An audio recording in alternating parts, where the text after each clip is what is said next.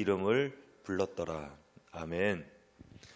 오늘 이 아침에 함께 예배드리는 우리 모두 가운데 하나님의 크신 은혜와 평강이 함께 하시기를 주님의 이름으로 축원합니다. 자, 하나님은 우리를 축복하기를 원하십니다.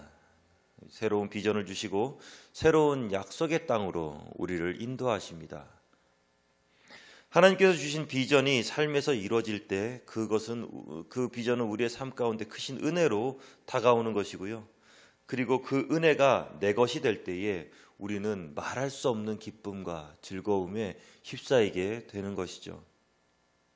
가슴이 두근거려서 잠을 이루지 못하거나 기쁨에 겨워서 평소에 싫어할 만한 말을 어떻게 듣거나 하더라도 그게 별로 그렇게 개의치 않습니다. 즐겁습니다. 왜냐하면 하나님의 은혜가, 하나님의 비전이 삶 가운데 이루어지는 것에 있어서 충만한 기쁨이 있기 때문입니다. 하지만 동시에 하나님께서 우리에게 주시는 이 비전의 인생을 걷다 보면은 그 인생은요, 우리를 향해서 끊임없이 도전합니다. 그리고 우리의 평안한 삶을 흔들기도 하고요. 때로는 답답하고 길고 어두운 터널을 지나는 것만 같은 그러한 암울한 시기 가운데 빠지게 되기도 한다라는 것이죠. 그러면서 너무 힘들어서 이 믿음의 경주를 포기하고 싶어지는 그러한 상황도 역시 벌어지게 마련입니다. 하지만 이때 절망하고 포기하면 안 됩니다.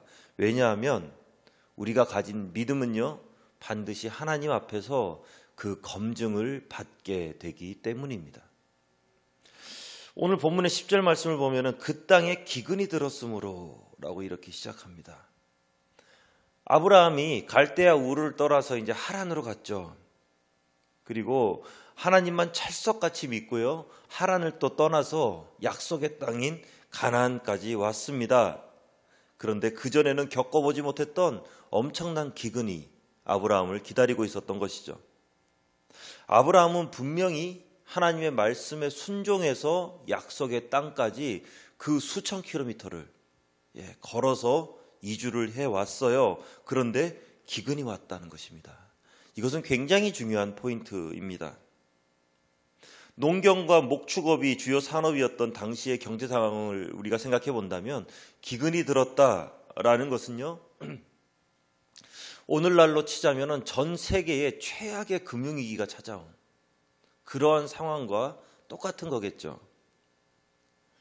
아주 어렵게 심사숙고하고 결단을 내린 후에 수백 명의 식구들을 통솔해서 거닐고 약속의 땅으로 왔는데 기근이 덮쳤다라는 거예요.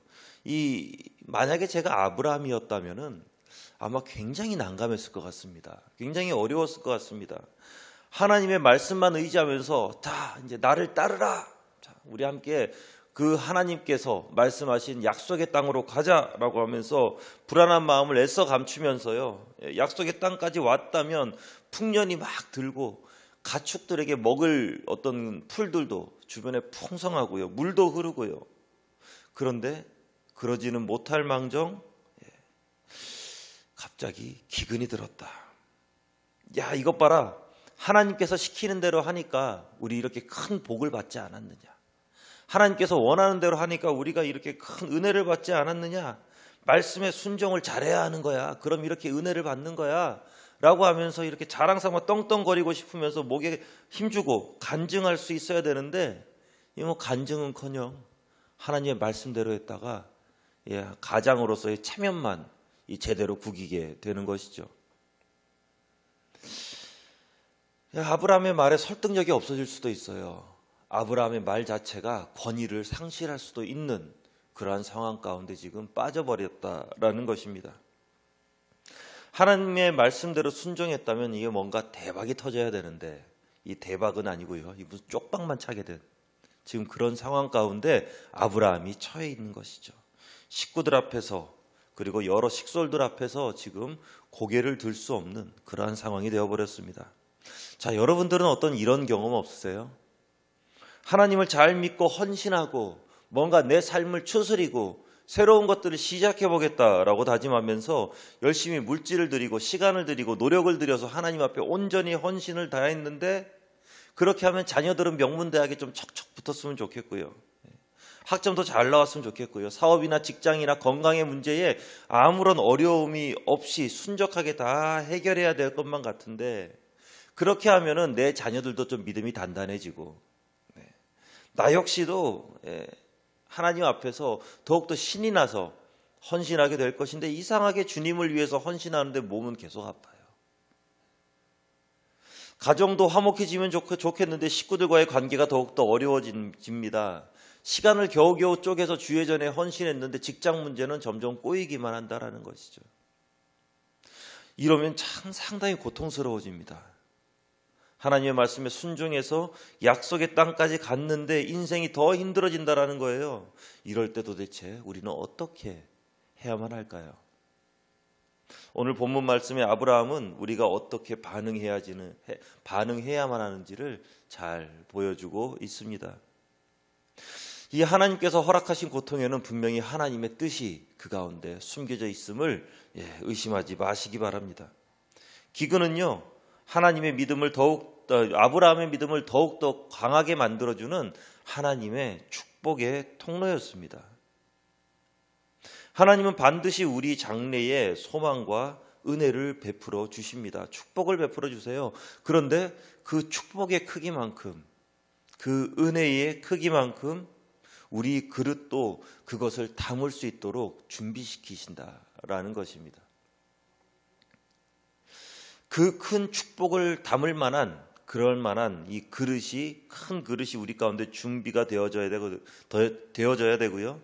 그리고 단순히 그릇만 커져서 되는 것이 아니라 그 축복의 무게를 담당할 만큼 그 그릇이 단단해져야만 된다라는 거죠.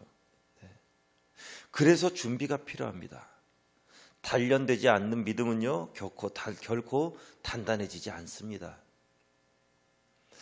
이 훈련을 하는 사람들, 운동을 하는 사람들을 보면 잘할 수 있습니다. 이 죽고 싶을 정도로 훈련하지 않는다면. 제 대학 친구들 중에서 국가대표들이 좀 있었습니다. 레슬링 선수하고요, 그리고 유도 선수. 친구 자랑 좀 할까요? 제 친구 중에서 제일 좋은 성적 냈던 친구가 아시안 게임 나가서 동메달 땄었습니다. 레슬링 했던 친구인데요. 그 친구한테 이렇게 물어봤습니다. 야, 너희들 운동할 때 그렇게 힘들게 하는데 운동할 만하냐? 그러니까 아침에 일어날 때마다 숙소를 떠나서 도망가고 싶대요. 그만큼 괴롭고 힘들답니다. 무용하는 사람들 안에서는 이런 말을 하곤 합니다. 본 공연은요, 연습의 70%만 나온다라는 것이죠.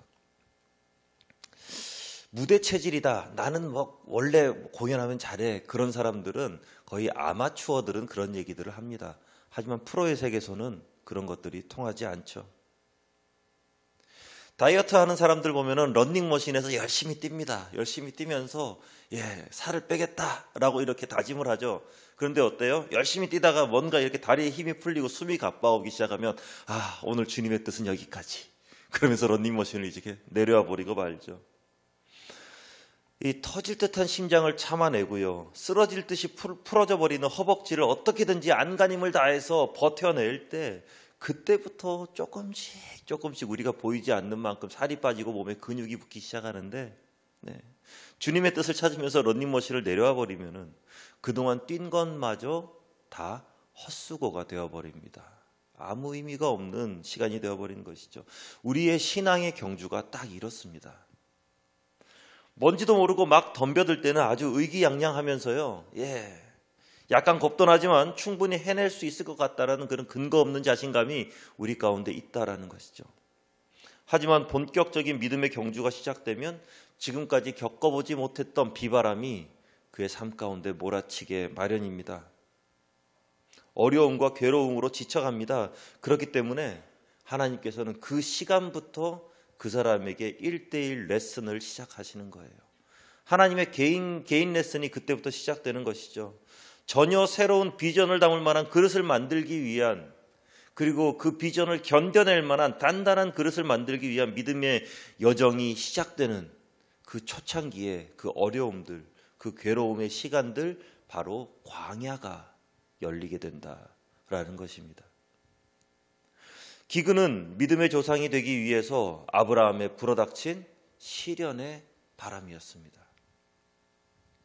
욥기 23장 10절 말씀, 너무나도 유명한 말씀인데요.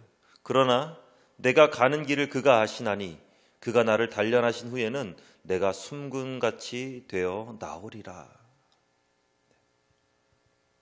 우리가 가는 길을 누가 아시나요? 하나님께서는 이미 다 알고 계십니다. 그가 나를 단련하신 후에는 내가 정금같이 나오리라. 이 금을 얻으려면 굉장히 뜨거운 열을 가해야만 합니다. 은이나 동을 얻는 것과는 비교가 안 될 정도의 뜨거운 열을 가해야만이 나오는 것이 바로 금이고, 그 금이 정금이 되기 위해서는 더욱더 강렬한 열이 가해져야만 된다라는 것이죠. 그래야지만이 불순물들을 제거할 수 있는 그러한 시간이 된다라는 것입니다. 하나님께서 우리에게 그토록 뜨거운 열을 가하시는 이유는요, 바로 우리를 가장 가치 있는 금으로, 정금으로 단련시키시기 위해서라는 것입니다. 그런데 조금만 뜨거워져도 포기하는 분들이 있죠. 조금만 괴로워지면 이거 주님의 뜻이 아닌가 봐 하면서 몸을 싹 돌려버립니다. 사랑하는 하나님께서 사랑하시는 하나님의 자녀에게 이런 어려움과 시련을 주실 리가 없지 하면서 그냥 그 상황 가운데서 나와버리게 된다라는 것이죠.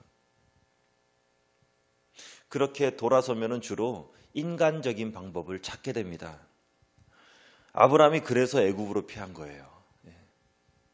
하나님의 뜻을 찾으면서 믿음의 발걸음을 내디딜 때는 그토록 신중하게 내디디면서 하나님의 말씀 가운데서 피할 때는요, 번개같이 피합니다.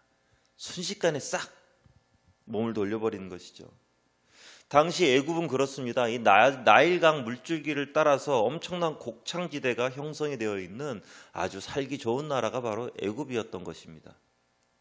그러니까 당시의 사람들은 기근이 들거나 어려워지면은 애굽으로 발걸음을 돌렸죠.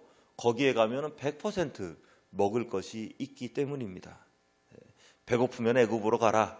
이것이 아마 당시 사람들의 트렌드였을 거예요.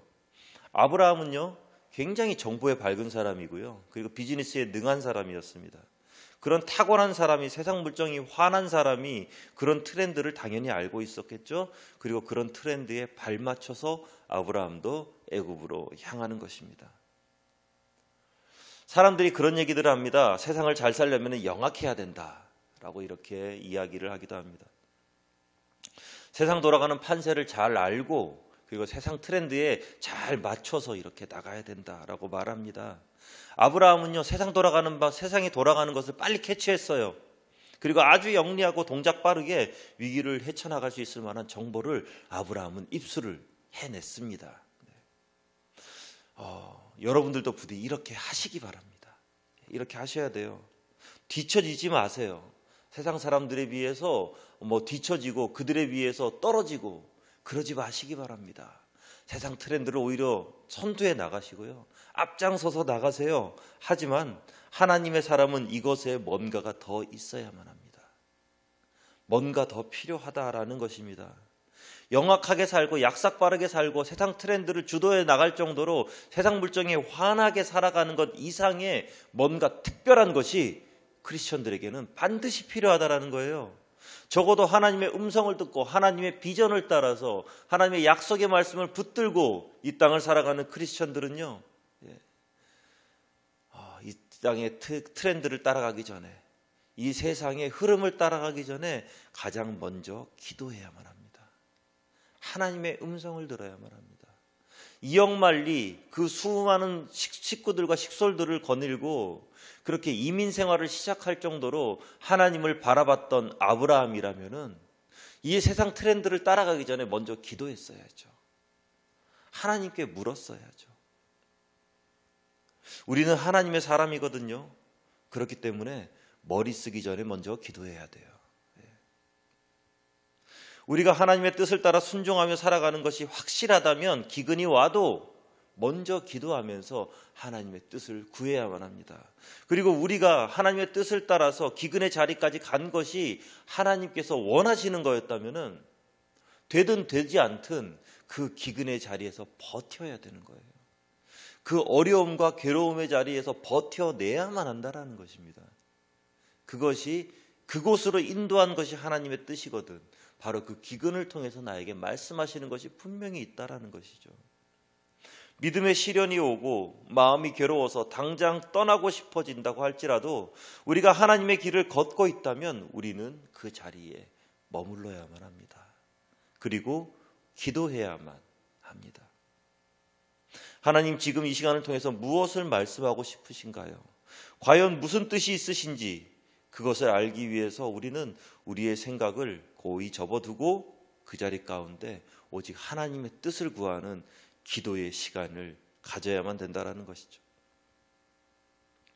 만약 이때, 오늘 본문이 있었던 이때에 아브라함이 기도했다면요, 아브라함이 먼저 세상 유행을 따라가지 않고 하나님의 뜻을 구했다면은 전 세계에 퍼진 기근을 피해서 허겁지겁 애굽으로 향하는 다른 사람들과는 뭔가 남다른 행동을 했을 거예요. 하나님만의 방법을 아브라함은 구했을 것이고 세상 사람들과는 조금 다른 하나님의 방법으로, 하나님의 트렌드로요, 그 어려움들을 분명히 이겨냈을 것이라고 확신합니다. 사랑하는 성도 여러분, 세상 사람들이 가는 곳으로 따라가면은요, 멸망밖에 없습니다. 망하는 것밖에 없어요. 함께 망해요. 사람들은 트렌드를 따라가야 된다고 말합니다. 남들 요즘에 주식하니까 나도 뭔가 주식 몇 주 이렇게 사야 되는 것 같고요. 얼마 전에 라디오를 틀면은요, 라디오를 틀 때마다 얘기하는 게 뭐냐면은요, BTS 주식 얘기였습니다. 그렇게 하면서 그 회사 주식을 한두 주 정도는 가지고 있어야만 될 것 같은, 막 엄청나게 이야기합니다. 남들 다 하는 운동 나만 하지 않으면 왠지 나만 건강해지지 않는 것 같은, 남들 다 하는 미용 시술 나만 하지 않으면 남들은 팽팽하게 살아가는데 나만 혼자 늙어버리는 것 같은, 너도 나도 손에 손 잡고요, 그렇게 시술하러 갈 때 나도 왠지 그 자리에 껴야만 될 것 같아. 하지만 그렇게 허겁지겁 세상의 트렌드를 따라가다 보면 어느 틈엔가 그들과 똑같아져 있어요. 하지만 하나님의 사람은 하나님으로부터 이 세상의 돌파구를 찾아야 되는 줄로 믿습니다. 오직 하나님으로부터 흘러나오는 것만으로요. 너무 생각 많이 하지 마세요. 너무 고민 많이 하지 마세요. 하나님의 사람이 기도하는 시간보다 생각하는 시간이 많아지고, 하나님의 사람이 기도하는 시간보다 고민하는 시간이 더욱더 많아지면은 그 인생은 꼬이게 마련입니다. 잘 풀릴 리가 없죠. 더 힘들어지는 거예요. 아브라함이 영악하게 내린 결정, 허겁지겁 트렌드에 맞춰서 내린 결정, 기도도 없이 내린 결정, 그 결정이 과연 잘 되었을까요? 아닙니다. 그 결정 뒤에는요, 전혀 예상치 못한 새로운 어려움이, 더 큰 어려움이 기다리고 있었죠. 그런데 이 어려움이 참 읽다 보면은요, 무슨 가십거리 기사 같습니다. 11절부터 13절까지의 내용이 바로 그 내용인데요. 아내가 너무 예뻐서, 내 아내가 너무 예뻐서 애굽으로 가면 분명히 수많은 사람들이 아내를 향해서 추파를 던질 것이고, 만약 내가 남편이란 것을 알게 되면 나 때문에 마음대로 아내에게 다가오지 못할 거니까 아마 나를 죽일 것이다. 너무 많이 갔죠. 너무 생각이 많이 넘어가 버렸어요. 특히 권력자들이 그렇게 할 것이다라는 그러한 막연한 상상이 아브라함을 꽉 붙들어 버린 것입니다. 하나님께 기도하지 않고 하니까 그런 거예요. 그런데 우리가 주목할 만한 것이 당시 사라의 나이가 65세. 이 자리 가운데 65세 근처 되신 분 계신, 65세의 아내가 너무 예뻐서 빼앗길 그런 위험이 있다라고 지금 아브라함은 걱정하고 있는 것입니다. 그런데 이것이 조금 우리가 당시의 어떤 그 시대적 배경을 이해한다면요, 아브라함이 말도 안 되는 얘기를 하는 것만은 아니다라고 이렇게 생각을 할 수도 있습니다. 왜냐하면 아브라함 당시의 평균 연령은 약 한 120세 정도였습니다. 아브라함은 175세까지 살고요, 사내인 사라 역시 마찬가지로 125세까지 살았습니다. 지금은 65세인데 사라가 아이를 낳은, 이삭을 낳은 나이가 90세. 거든요. 그렇다면은 아직 아이를 한 번도 낳지 않은 사라, 요즘으로 치면은요, 요즘 나이로 이렇게 약간 환산을 해보면은 40대 초반 정도의 아이를 한 번도 낳지 않은 어떤 그런 완숙한 중년미를 가진 여성일 가능성이 굉장히 높습니다. 그리고 이집트 쪽 사람들은 보통 하메 자손들이라고 하면서 이 피부 자체가 굉장히 검죠. 예. 그리고 꼬불꼬불한 머리를 가지고 있는 사람들, 그러한 사람들입니다. 그런데 셈의 자손이었던 사라는요, 그 피부톤이 갈색 톤이죠. 우리가 지금 생각하는 그 아랍 여인들을 생각하면 됩니다. 갈색 톤의 갈색 톤의 갈색이나 아니면 브론즈 아니면 그 검정 머리, 예, 그런 긴 생머리를 가진 그런 여인이었습니다. 다른 여인들 사이에서 굉장히 군계 일학이었을 가능성도 높기는 합니다. 게다가 당시 이집트는 아주 풍요로운 나라였고요. 그 고관들은 별로 그렇게 할 일이 없는 사람들이었습니다. 남자들이 할 일이 없으면 주로 술 문화와 음란 문화가 이렇게 생기게 마련이거든요. 예쁜 여자들만 보면 사족을 못 쓰는 것이죠. 이런 사회적 분위기 가운데 바로 같은 절대 권력을 가진 사람들, 왕들은요, 여인을 얻기 위해서 한 일족을 몰살해버리는 그러한 일들도 빈번한 것이 바로 그 시절이었습니다. 이 세상 돌아가는 것이 훤했어요, 아브라함은. 세상을 어떻게 판세도 다 볼 수 있었어요. 그러니까 애굽이 가까워져 오니까 아주 걱정이 태산이에요. 머릿속으로 온갖 불길한 시나리오들이 막 이렇게 생겨나게 되는 것이죠. 그래서 결국 생각해낸 것이 뭐냐면은, 만약 당신이 애굽에서 누가 물어보면은 내 여동생이라고 말해라 라고 하면서 거짓말을 지금 코칭하고 있습니다. 그런데 이 사람이 믿음의 조상이에요. 우리도 참 여기서 좀 위로를 좀 얻을 수는 있습니다.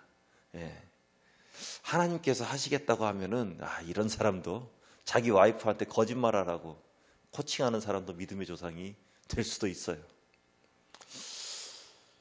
웃기지도 않은 거죠. 굉장히 비굴합니다. 너무나도 비겁합니다. 그런데 이런 아브라함의 모습에서 우리가 얻을 수 있는 영적 교훈 한 가지가 있는데요. 이것은 바로 믿음의 사람이 믿음의 자리를 벗어나면, 하나님의 백성이 약속의 땅을 벗어나면 그 가운데서 얼마나 그 사람의 인생이 비참해지는가를 우리는 오늘 본문을 통해서 확인을 할 수 있는 것입니다. 처음에 하나님의 음성을 듣고 약속의 땅으로 갔던 아브라함은요, 아마도 자신만만했을 거예요. 용기가 있었을 것이고 상황보다 하나님을 의지했을 것입니다. 여러분 가운데서도 하나님을 믿고 의지하는 사람들 어떻습니까? 한번 자신을 돌이켜 보세요. 하나님 말씀 붙들고 하나님 말씀 의지하고 살아갈 때는요, 만군의 여호와이신 하나님께서 바로 나의 하나님이시다라는 배짱이 있습니다. 하나님과 동행한다라는 그런 힘이 내 삶 가운데 또 다른 더욱더 강력한 에너지를 공급해 주는 것입니다. 가진 것이 없어도, 돈 한 푼 없어도 당당해요. 믿음이 두려움을 내쫓아 버립니다. 하지만 믿음으로 반응하지 않고 상황으로 반응을 하게 되면 그때부터 두려움에 사로잡히는 것이 바로 인간의 나약함입니다. 두려움에 사로잡히게 되면요, 가장 먼저 사람을 두려워하기 시작합니다. 잠언 29장 말씀입니다. 사람을 두려워하면 올무에 걸리게 되거니와 여호와를 의지하는 자는 안전하리라 라고요. 사랑하는 성도 여러분, 부디 사람을 두려워하지 마시기 바랍니다. 만약 사람이 두렵다면 지금 믿음 가운데서 상당히 떨어져 있는지도 모릅니다. 우리가 만약 이 상황을 두려워한다면요, 우리는 믿음 가운데서 조금 떨어져 있는지도 모릅니다. 직장이나 여러 인간관계 가운데 사람을 두려워하고 있다면 그들에게 복음을 전하는 것은 소원해지는 것이죠. 오히려 사람들에 의해서, 그들에 의해서 나의 신앙마저 좌지우지 되어버리고 마는 것입니다. 주변에 예수 그리스도의 선한 영향력을 미치는 사람이 아니라 주변에 의해서 영향을 받는 사람으로 변해버린다라는 것이죠. 믿음이 충만할 때는 그러지 않습니다. 믿음이 충만하여 부디 사람을 두려워하지 마시기를 주님의 이름으로 축원합니다. 두려움에 사로잡힌 사람은 이 잘못된 계획을 짜기 시작하죠. 그리고 그 잘못된 계획을 삶 가운데 옮기기 시작합니다. 원래 아브라함은 머리 굴리는 사람이 아니라 하나님의 음성에 반응하는 사람이었습니다. 그런데 하나님께 기도해야 되는 시간에 머리를 썼죠. 하나님을 붙들고 하나님을 의지해야 되는 그 시간에 아브라함은 자기 생각과 세상 트렌드를 따라갔습니다. 그래서 열심히 짜낸 것이 바로 사라, 자기의 와이프를 내 여동생이다라고 이렇게 이야기하는 것입니다. 물론 이것이 거짓말은 아닙니다. 왜냐하면 사라는 이복 동생이거든요. 배다른 동생이라는 것이죠. 당시에는 이런 근친 결혼이 굉장히 성행했던 그러한 시대였기 때문에 이것은 별 문제가 되는 것은 아닙니다. 그런데 이러한 잘못된 아브라함의 결정은 이 상황을 더욱더 꼬이게 만들어 버립니다. 악화시키는 거예요. 기도해야만이, 하나님께 엎드려야만이 그 모든 상황을 헤쳐나갈 수가 있는데, 그리고 기도해야만이, 그리고 그것에 대한 합당한 대가가 지불될 때에 하나님께서는 그 모든 상황을 수습해 주시는데, 하나님께서는 아브라함은 하나님께 묻지 않고 자신의 생각으로, 세상적 방법으로 그 모든 것들을 계속 헤쳐나가려고, 하나님께 기도하지 않고 가나안 땅에서 애굽으로 옮겨서 그런 어려움이 생겼으면은 그때라도 기도를 해야 되는데, 기도하지 않고 또 머리를 써서 잘못된 방법을 행합니다. 결국 아브라함은요, 축복의 통로가 아니라 저주의 통로가 되어버립니다. 애굽에 도착했을 때 아브라함의 예상대로 바로의 부하들이 와서 사라를 데리고 갑니다. 자기 여동생이라고 얘기하니까 뭐 거칠 것이 없죠. 그냥 데리고 가버립니다. 목욕을 시키고 이집트의 예의 범죄를 가르치고 이제 바로와 합방시킬 그러한 준비를 하는 것이죠. 아마 조금만 더 놔뒀더라면 약속의 씨앗을 품어야 되는 사라가 그 이집트에서 굉장히 욕을 볼 수 있을 만한 그러한 상황이 곧 펼쳐지게 되는 것입니다. 이때 하나님의 강권적인 개입이 나타나죠. 뭔지는 모르지만 바로의 집에 사라가 들어가자마자 그때부터 엄청난 재앙이 바로의 집을 감싸기 시작합니다. 도대체 어떠한 재앙인지는 알 수가 없어요. 그런데 그 재앙이 시작됩니다. 그 재앙의 통로가 누구인가요? 아브라함이에요. 요나가 딱 생각이 나죠.